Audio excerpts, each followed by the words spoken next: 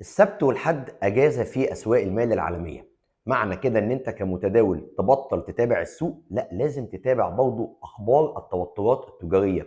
انا هنا ما بتكلمش على البيانات الاقتصاديه، لان البيانات الاقتصاديه برضو بتبقى اجازه السبت والحد، بمعنى ان مفيش بنك مركزي في اي دوله بيطلع يقول بعض المؤشرات الاقتصاديه.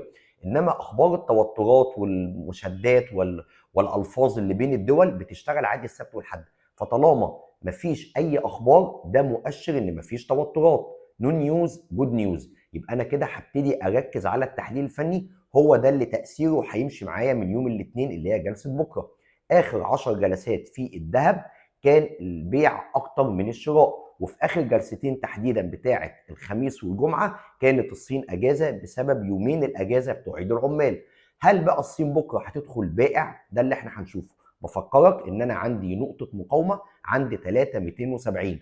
طالما السعر مش قادر يخترقها، احتمالات النزول الى ال 390 وال 300 اقرب. ده بالظبط اللي حصل يوم الجمعه، ان احنا وصلنا عند 3268 او 69، وراح السعر نزل لغايه 3220 وقفل عند المنطقه اللي من 3230 ل 3240.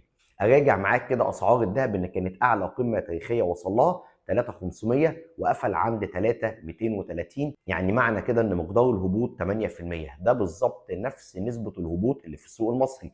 الجنيه الذهب وصل عند 40000 نزل الى 37100.